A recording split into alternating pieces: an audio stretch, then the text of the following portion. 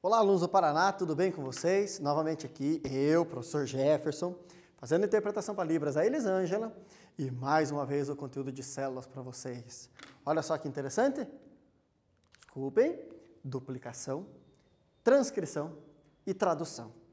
São fenômenos que ocorrem dentro do núcleo. Esses fenômenos, gente, estão ligados àquela imagem que está ali no fundo. Nossa, professor, você trouxe uma imagem de uma plantinha? Sim. Aquilo ali é um arbusto chamado Ora pronobis. As folhas são muito suculentas, muito saborosas e muito ricas em proteína. É um dos vegetais mais ricos em proteína que tem. E o que isso tem a ver? Que produzir proteína demanda transcrição e demanda tradução. Olha o kitzinho que tem aqui para eu falar sobre isso para vocês. Nós vamos usá-lo hoje. Fique tranquilo.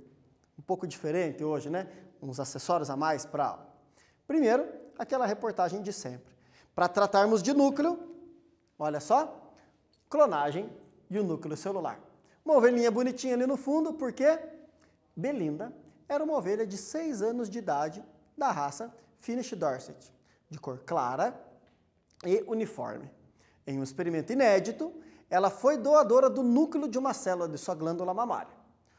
Fluffy, ovelha da raça Scottish Blackface, cara preta, foi a doadora de um óvulo, cujo núcleo foi eliminado e substituído pelo núcleo da célula da glândula mamária de Belinda.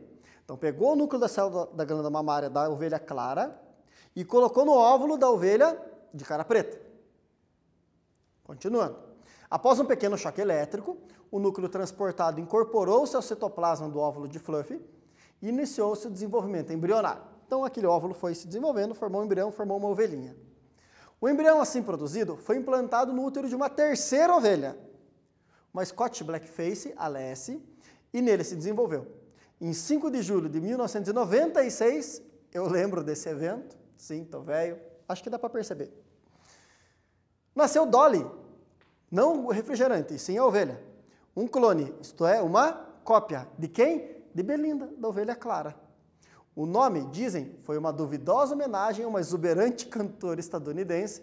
Quem quiser procurar na internet a respeito, veja lá.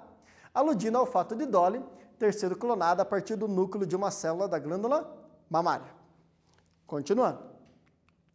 Esse incrível feito científico foi realizado pela equipe liderada pelo biólogo escocês Ian Wilmut, do Instituto Roslin, da Escócia.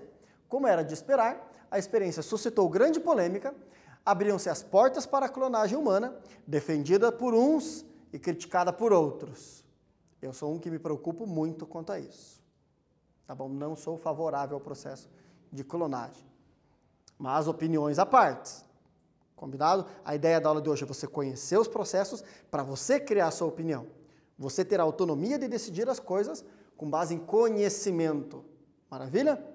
Bastou um único núcleo celular de Belinda, convenientemente instalado no citoplasma do óvulo de Fluffy, para originar Dolly, uma réplica de Belinda. A experiência confirmou o que se esperava. O núcleo de uma célula somática contém todas as informações necessárias para originar um organismo completo. No caso, uma ovelha Finnish Dorset, muito semelhante a Belinda. Houve vários problemas relacionados a isso. A Dolly não viveu muitos anos, ela teve um envelhecimento precoce. Essa técnica foi dominada com mais qualidade, foi aprimorada e hoje ela é muito aplicada aqui no Brasil. Por quê? Nós somos um país basicamente de produção agrícola, e você clonar matrizes animais de alta qualidade é bem importante. Então você tem uma matriz lá, uma vaca de alta qualidade nos seus filhotes para carne ou nos seus filhotes para leite. Tenta-se tirar o máximo que pode de óvulos dessa vaca. Porém, para você ter uma produção imensa, etc., como a necessidade de alimentar as pessoas traz, foram feitos clones dessas vacas e que muitas vezes é mais barato o investimento nessa pesquisa e nessa efetuação da clonagem. Efetuação é uma palavra estranha, mas vocês entenderam, né? Do que o prejuízo que pode ser você fazer um cruzamento aleatório e não produzir um animal com tanto rendimento. Essa é a ideia do pessoal que faz as pesquisas nessa área de clonagem animal. E hoje o Brasil é uma das referências no mundo sobre essa técnica, principalmente por causa dessa produção de matrizes de alta qualidade para a produção agrícola. A parte de clonagem humana, recentemente teve um pesquisador chinês que publicou numa revista científica, depois foi descoberto que os dados eram falsos, que o experimento não ocorreu, e enfim, isso ainda não aconteceu para seres humanos, não há nada divulgado, tem alguns estudos, entra uma questão ética, eu vou copiar alguém, para quê? Sugestão do dia, assistam o filme A Ilha. Neste filme eles criam clones, mas esses clones eles são feitos porque alguém paga para fazer esse clone, para esse clone servir como doador de órgão para a própria pessoa no futuro. Que estranho, né? Assista o filme e entenda um contexto. É algo bem complicado. Para a espécie humana, ainda poder chegar nesse ponto, muito difícil. Nós, pessoas, e grandes mentes não poderiam ser clonadas? Poderíamos pensar a respeito disso. Mas a nossa mente, ela não é um fator unicamente genético. Ela é um fator determinado pelo meio em que nós estamos. Vejam gêmeos idênticos, que têm uma propriedade genética 99,9% igual um do outro, porém eles não vêm com o mesmo psicológico. O psicológico se dá todo um ambiente ao redor que forma isso. Então o fato da gente pegar células de alguém que era muito importante do ponto de vista de conhecimento e clonar ele, não quer dizer que esse conhecimento foi salvo no DNA e que vai vir alguém muito inteligente. Pode vir alguém que a gente nunca queira ter conhecido.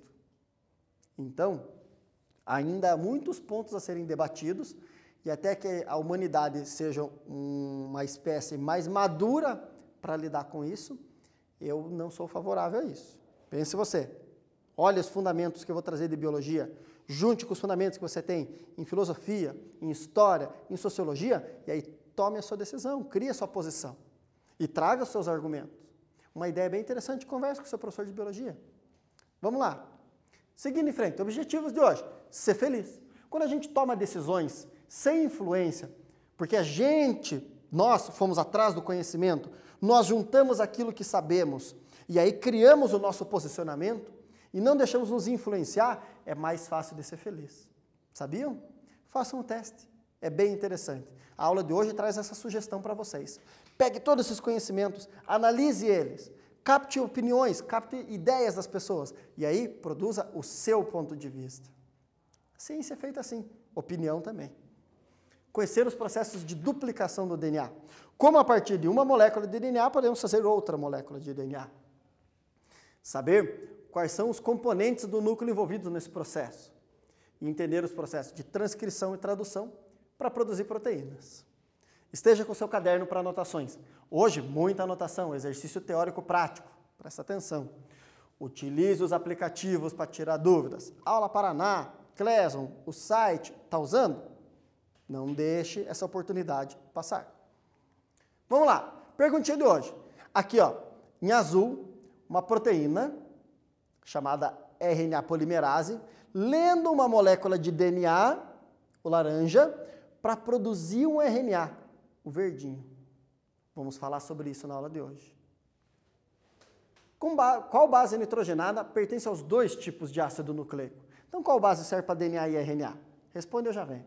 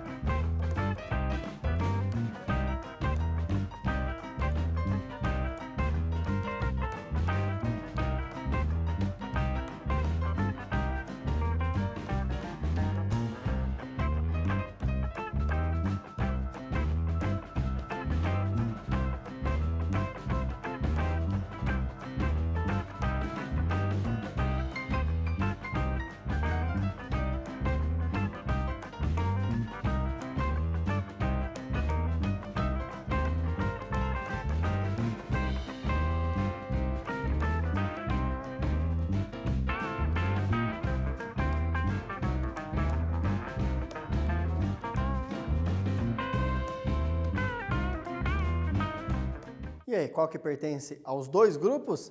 Adenina, né? Timina é só do DNA, uracilo é só do RNA e tironina nem é base nitrogenada. Tá bom? Seguindo. Ciclo celular. Como é a vida da célula? A vida da célula é assim, gente. Intérfase, multiplica. Intérfase, multiplica. Essa intérfase é o período que a célula está fazendo todas as funções dela, produzindo substâncias, absorvendo, degradando, digerindo, sintetizando. Todas essas funções, menos reproduzir. Qualquer coisa que a célula faça que não seja fazer outra célula, chama-se intérfase. Tá bom? Essa intérfase, aqui ó, que é toda essa volta laranja, ela é dividida em 3 etapas. G1, S e G2. G1 está ali, termos meus, tá? Não são termos biológicos. G1 ela está celulando, produzindo substâncias, etc. Então está lá a célula da sua pele, feliz, tranquila, produzindo queratina, produzindo melanina, produzindo glândula sudorípara, aí está maravilhosa a sua pele, indo bem. Aí um dia você está lá ajudando a sua mãe, quer dizer, fazendo o seu almoço, e o da sua família, junto com a sua mãe, descascando cebola, por exemplo. Bem tranquila, escapa a faca, você não estava muito atento e você se corta. Quase nada. Começa a sangrar. Quando acontece isso, gente, as células que estavam aqui em G1, elas recebem um sinal. Nossa, produza novas células para recuperar esse tecido que foi danificado. Nesse exato momento, a célula saiu de G1 e entrou na etapa S. Na etapa S, duplicando o DNA. Faz uma cópia completa do DNA para produzir outra célula. E isso vai ocorrer várias vezes para poder tampar a lesão que você acabou fazendo sem querer ali. A etapa S, terminada, fez toda a cópia do DNA, vai para a etapa G2, onde tem que verificar se a cópia está bem feita, tem que testar se tudo que vai ser usado para fazer uma nova célula está funcionando, e caso isso esteja errado, a apoptose, né? A célula tem que se suicidar. Então é todo um processo de verificação. A letra G vem de gap, que significa ganho. A letra S vem de estímulo, stimulated, em inglês. Aí G2, fase de ganho 2. M, processo de multiplicação, que veremos nas próximas aulas, mitose ou meiose. Seguindo em frente, um exercício para vocês se divertirem. Sabemos que o ciclo celular pode ser dividido em 2 etapas distintas, a intérfase e a divisão celular. Sobre a intérfase, marque a correta. Anota, responde, eu já venho.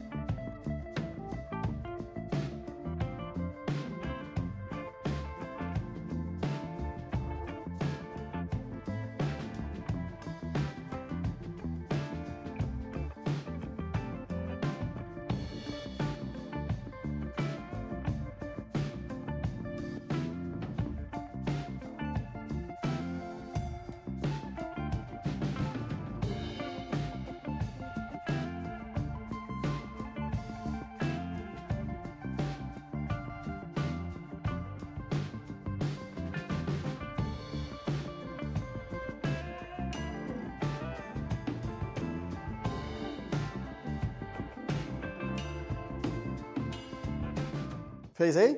Vamos conferir? Segue comigo. Olha lá.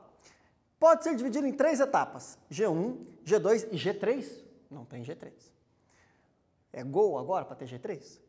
Podemos definir essa etapa como um período entre 2 divisões celulares? Teve uma divisão celular, tem uma interface, para daí ter outra divisão? Sim, correto. Tcharam, marque lá. Em G1 ocorre a duplicação do DNA? Não, já vimos que ocorre na fase S, onde tem o estímulo. A fase G3, que G3? Não tem G3. É G1, S e G2. Acabou. Vamos seguir. Olá, pessoal. Relembrando para vocês a estrutura do DNA. Dupla fita, feita de fosfato, açúcar de 5 carbonos, base nitrogenada. Maravilha? O que mais que é importante vocês prestarem atenção? Olha lá, OH, correto? Não tem outro OH aqui. O açúcar é desoxi, sem oxigênio. A fita vai se enrolando, uma hélice. 2 fitas ao mesmo tempo, dupla hélice se enrolando. A com T, C com G. Olha lá, Agnaldo Timóteo e H. Costa. Maravilha? Saudade da tia Fran, né? Seguindo em frente. E agora, como que se faz uma cópia fiel de um DNA? Não pode haver erro, gente. O DNA ser dupla fita ajuda a garantir que o erro vai ter menos chance de ocorrer. Entenderam? Então, como é que é esse processo de duplicação do DNA? Primeiro passo, aquela fita em hélice, ela precisa ser desmontada. Por quê? Porque diferente de quando você imagina uma cópia, por exemplo, imagine que eu vou colocar esse RNA transportador em uma máquina de fotocópias. Você coloca lá e ele vai fazer uma cópia exatamente do que é, correto? O DNA ele não é copiado dessa maneira. Ele é copiado um pouco diferente. Por quê? Para evitar erros. Lembra da importância que o DNA tem? Tanta função que ele controla, não pode haver erros. Então está aqui a fita dupla. Primeiro passo, a fita é aberta. Existe uma enzima chamada helicase que abre a hélice. Perguntinha para vocês. Você vai anotar e responder. No processo de duplicação do DNA, uma enzima é responsável por possibilitar a ligação entre os nucleotídeos, que estão formando a nova fita. Marque a alternativa que indica corretamente o nome dessa enzima. É a próxima que nós vamos precisar. Faz aí.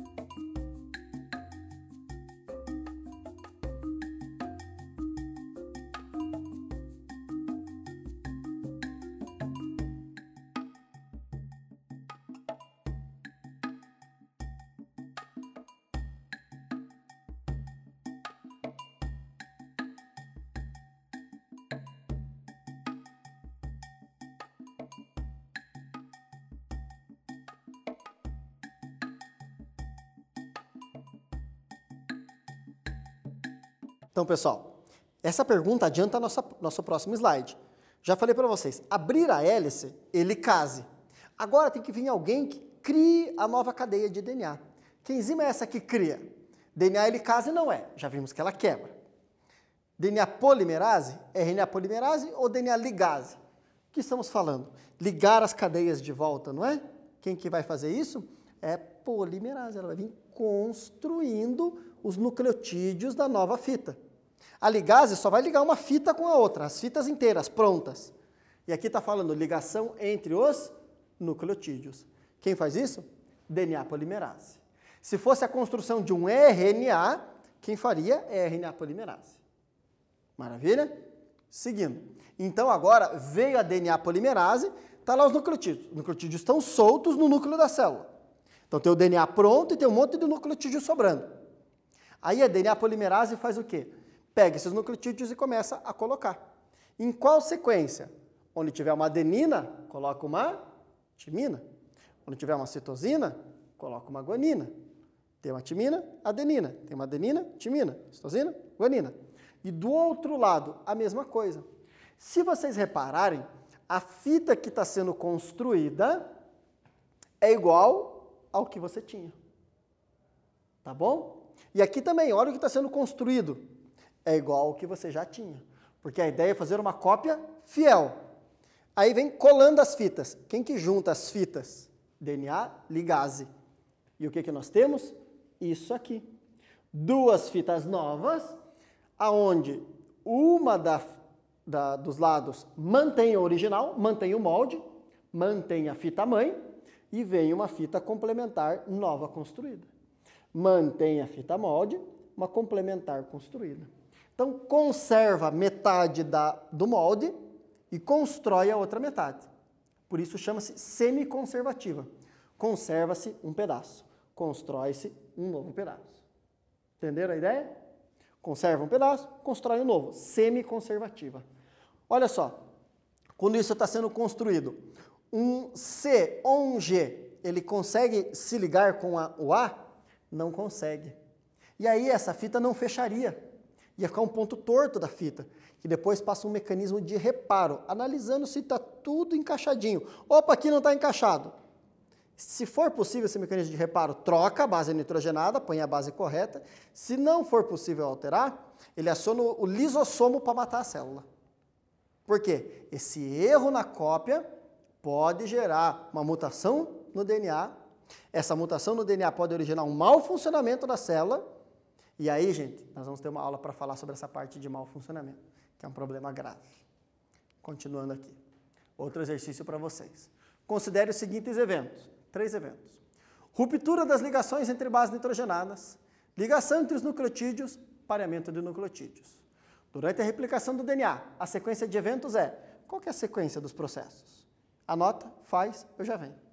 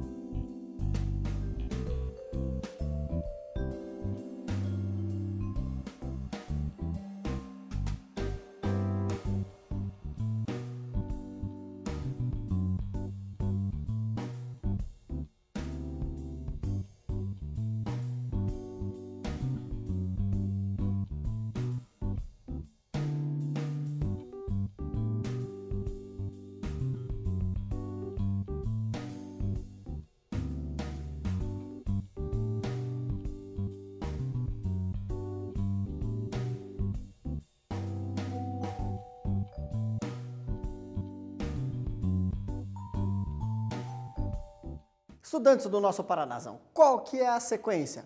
Primeiro passo, ruptura das ligações, helicase.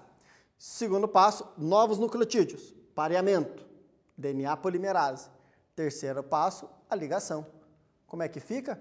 1, 3, 2. Maravilha? Continuando. Revisão para vocês. Abre a fita, vem construindo a cadeia nova e vem ligando, correto?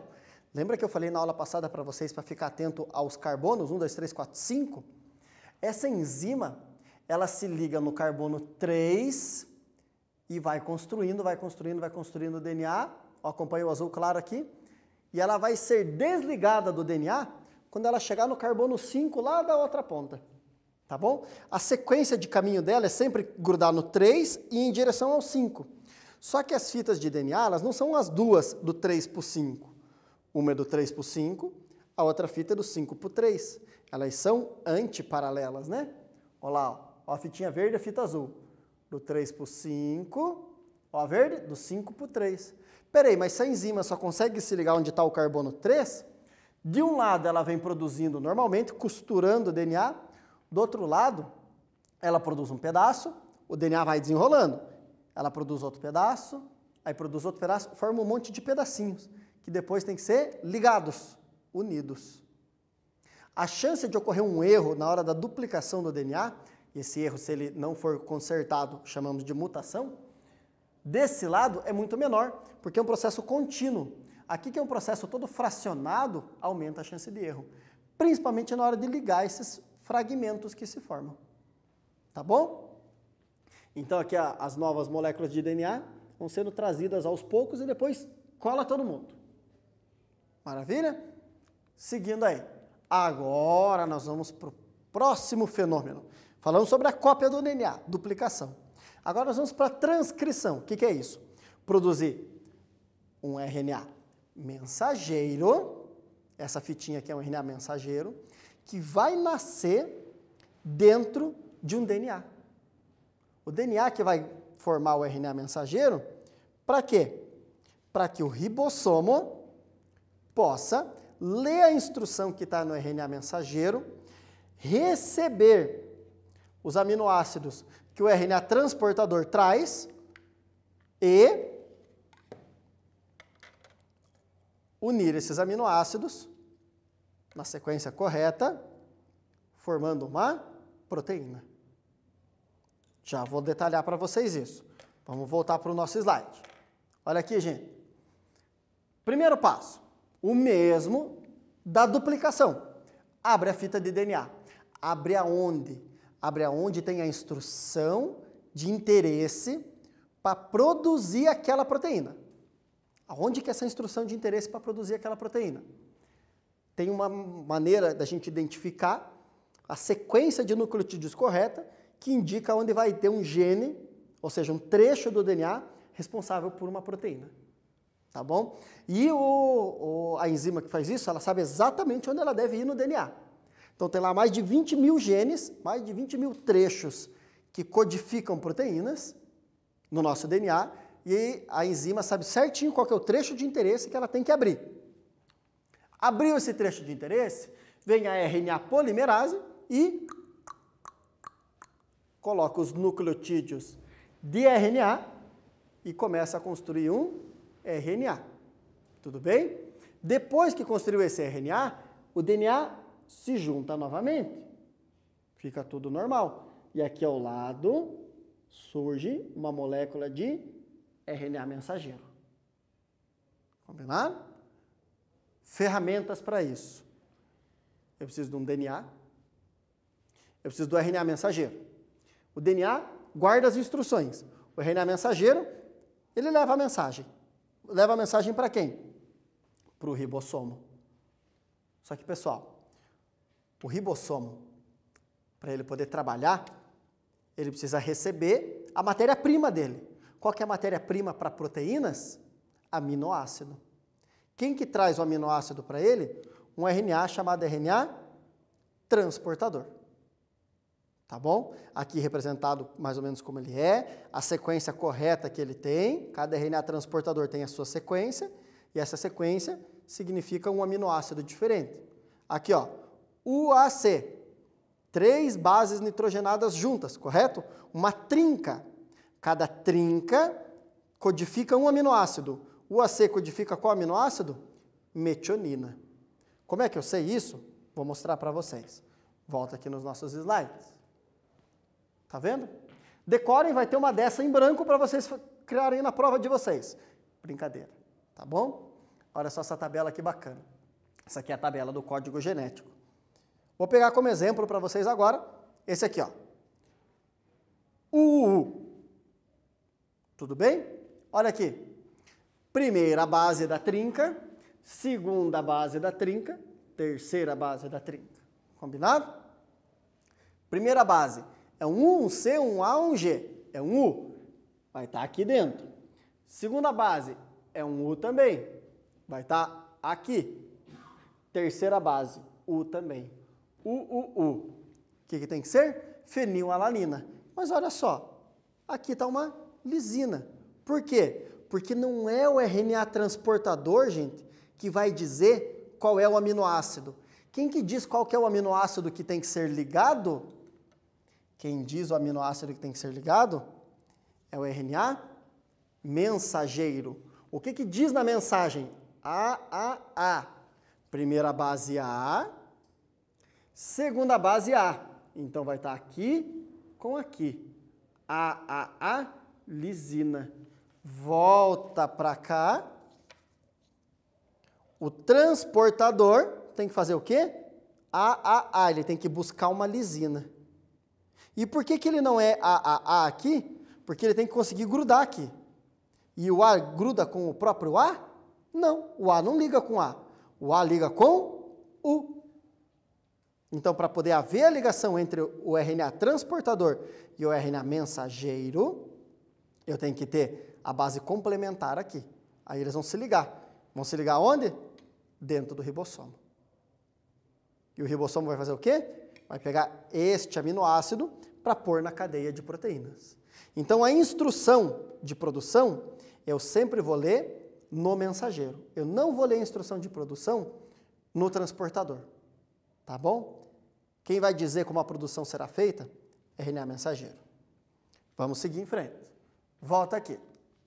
Resumindo, molécula de DNA, um trecho dela é transcrito, ou seja, é tirado um RNA mensageiro de lá, e aí esse RNA mensageiro, ele é traduzido em uma proteína. Por que o nome é tradução? Pensa comigo. Como é que a gente lê um DNA? Pelas bases nitrogenadas.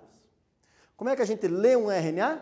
Nós lemos o RNA pelas bases nitrogenadas. Eu continuo lendo pela mesma linguagem. Como é que nós lemos proteína? Proteína nós lemos pelos aminoácidos que compõem a proteína. Tá bom? Então, pessoal, se eu leio por uma outra língua, teve que haver uma tradução. Ó, a nossa amiga Elisângela ali, ela está trazendo a mesma informação em libras, certo? Ela está fazendo o quê? Uma tradução. Combinado? Então aqui é a mesma coisa. Mantive a linguagem, transcrição. Mudei a língua falada de nucleotídeo para aminoácido, tradução. Maravilha? Agora o que nós vamos fazer? Vamos nos divertir juntos. Tá com o seu caderno? Então tá bom. Eu vou mostrar como faz. Depois eu vou dar o tempo para você anotar. Então agora você para qualquer anotação e presta muita atenção. Treinando a construção de uma proteína a partir do DNA. Está aqui o nosso DNA. Primeira fita e a sua fita complementar. Toda a sequência aqui bonitinha. Agora o que nós precisamos fazer? Tirar o nosso RNA mensageiro. O RNA mensageiro vai ter que sair daí de dentro. Tá bom? Como é que fica esse RNA mensageiro? Tomando como base a fita aqui de cima. Se essa fita aqui tem um T, no RNA, quem que vai se ligar com ele? Um A. Se ela tem um A, o que vai ter no RNA? Um T. Não. Lembra que no RNA não tem T? O que vai vir no lugar? U. O C, um G. O G, o C, o A, U.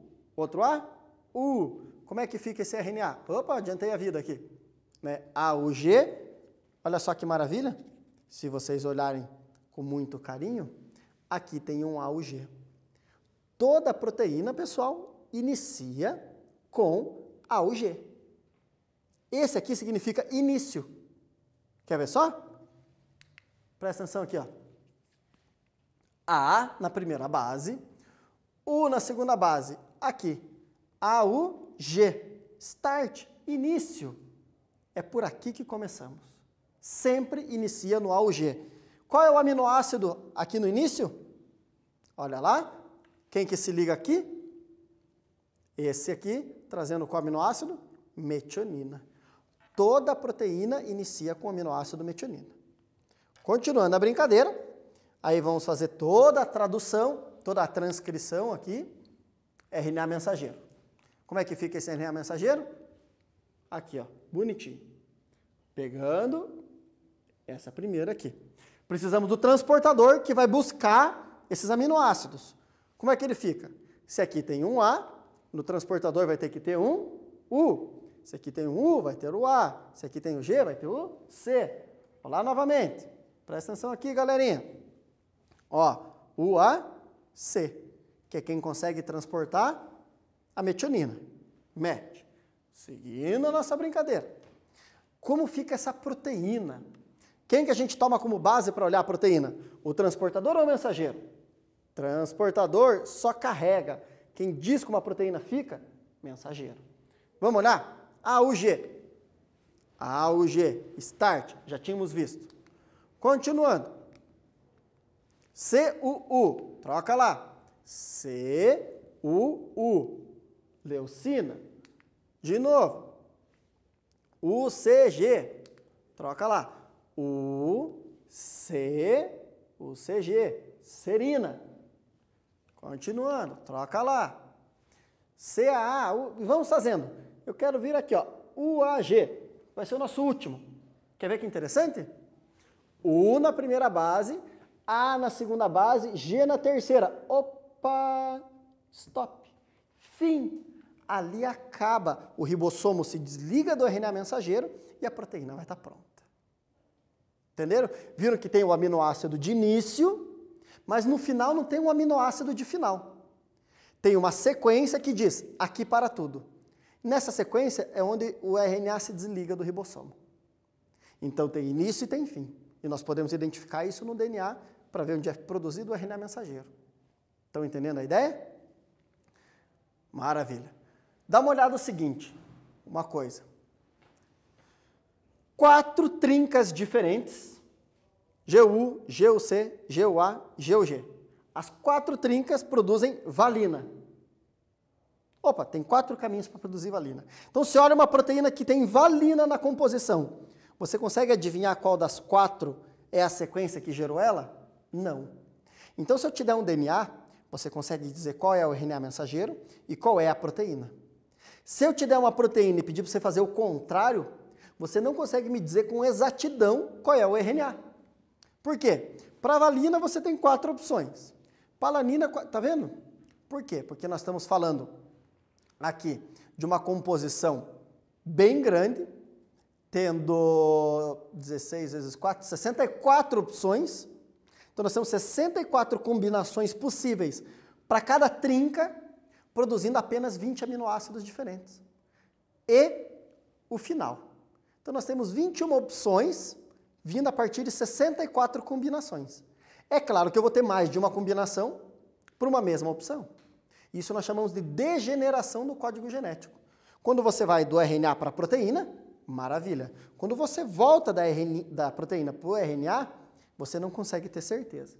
Aí eu posso pegar uma proteína humana, fazer o desenho dela, formular o possível RNA, e aí eu vou ter que vasculhar no DNA para ver se eu acho. Aonde que está. Combinado? Voltando lá. O nosso RNA, o transportador, e como é que fica a nossa proteína? Mete, gut, ser, fim. Acabou. Maravilha? É isso aqui que você vai fazer. Anota tudo aí e eu já venho.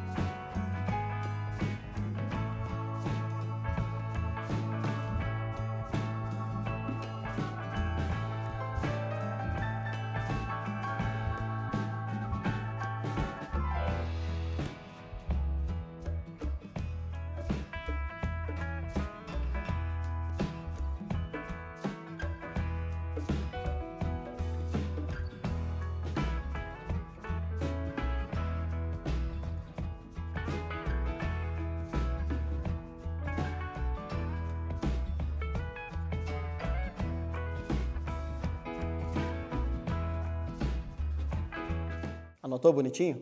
Fechando por hoje, pessoal. DNA, duplicação semiconservativa, conserva uma fita, produz uma nova. Síntese de RNA, transcrição. Síntese de proteína, tradução. Degeneração no código genético. Você tem o RNA, você diz a proteína com certeza. Você tem a proteína, você não tem certeza no RNA. Use água com sabedoria. Tome água, se alimente bem, faça atividade em casa, leia, escreva, desenhe, cozinhe, limpe. Converse com quem está ao seu lado. Mantenha uma rotina para o seu isolamento ser saudável. Obrigado por acompanhar a aula de hoje e até a próxima.